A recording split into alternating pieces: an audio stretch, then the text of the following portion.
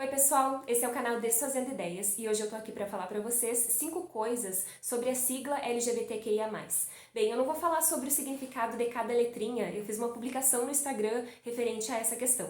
O que eu vou falar aqui é de acordo com algumas solicitações que me foram feitas, pedidos no Instagram também, sobre a cronologia dessa sigla e mostrando que ela tem uma história, que ela não foi sempre extensa assim, né, porque ela parece complexa a princípio, né, LGBTQIA+. Mas ela não é tão complexa assim quando a gente começa a entender o que significa cada letra, entender que ela tem uma história e entender também que ela surgiu justamente para dar conta, né, de uma necessidade que é abarcar uma multiplicidade de orientações sexuais e de identidade de gênero e referente a questões biológicas, no caso de intersexos. Bem, a primeira coisa, mais para fins didáticos, para a gente compreender essa sigla LGBTQIA+, nós podemos fazer uma separação simples, mas realmente para fins didáticos, porque como eu comentei em outros vídeos, a nossa sexualidade ela pode ser fluida e pode ser expressada de diferentes e múltiplas formas, fora do padrão heterossexual. Mas a primeira coisa que a gente pode pensar para entender de uma forma simples essa sigla, né, é pensar que o L, o G e o B é orientação sexual, ou seja, é com quem eu gostaria e gosto de me relacionar sexualmente e afetivamente, certo? Aí depois do L, né, de lésbica, L, G de gays e B de bissexuais, a partir do T, significa ou está referente a questões relacionadas à identidade de gênero, a como a pessoa gostaria de se ver ou quer se ver representada no mundo. A segunda coisa para a gente compreender essa sigla LGBTQIA+, que parece tão complexa, e ela parece complexa porque nós falamos pouco no nosso cotidiano justamente por uma interdição de outras sexualidades e de outras expressões sexuais e também de identidade de gêneros que nós vivemos no nosso cotidiano, nós acabamos falando pouco, mas não é só pessoas LGBTs que precisam falar sobre isso. Então, para a gente entender essa sigla, tentar descomplexificar ela no nosso cotidiano, sendo LGBT, sendo da comunidade ou não. E aí eu já posso abrir um parênteses para falar da questão do GLS, né, que antes nós tínhamos os simpatizantes, e agora nós pensamos no sentido da palavra aliados, dos aliados e das aliadas que estão junto com a comunidade LGBT. A sigla, então, LGBTQIA+, ela não existiu sempre dessa forma, né? Antes da década de 90, as pessoas da comunidade LGBT eram conhecidas como desviantes ou transviados ou transviadas.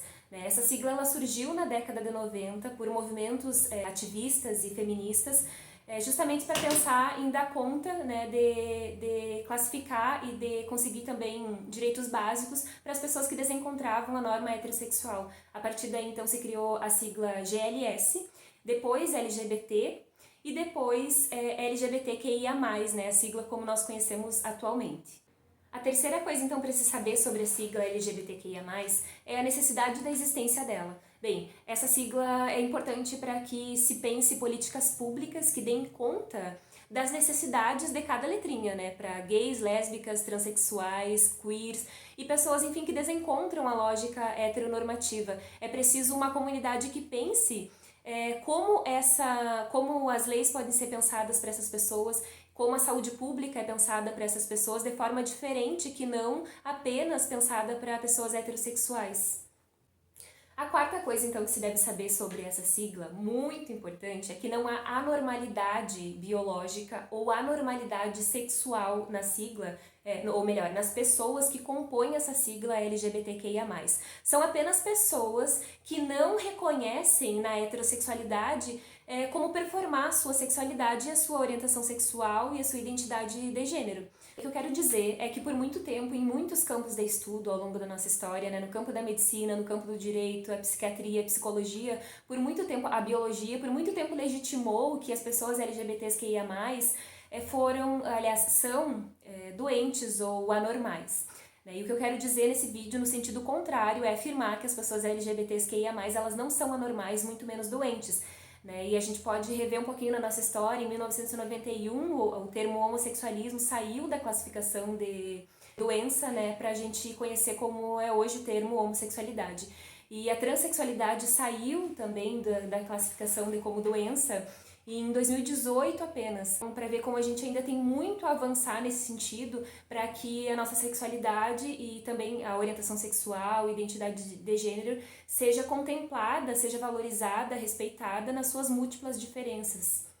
A quinta coisa, então, que nós devemos saber sobre a sigla LGBTQIA+, é de quem nós estamos falando. Quem são essas pessoas, então? Nós estamos falando de pessoas que são mortas, assassinadas, porque querem viver da forma como se sentem, e de pessoas que cometem suicídio porque não querem viver da forma como condicionam elas a viver, né? Como dizem para elas que elas devem ser. Elas não querem performar a heterossexualidade e por isso ou são assassinadas, ou são mortas, ou são julgadas, ou são desvalorizadas, enfim, impactadas nas suas vidas de diferentes formas no cotidiano social. Mulheres trans, gays, lésbicas que são expulsas de casa, que não são reconhecidas, né, pela própria família, que recorrem à prostituição como último recurso de validar a sua experiência de vida. Então, quando nós falamos da sigla LGBTQIA+, nós estamos falando na possibilidade de criar uma experiência válida, né, de vidas que importam para todas as pessoas, né, para todas, para todos e todes.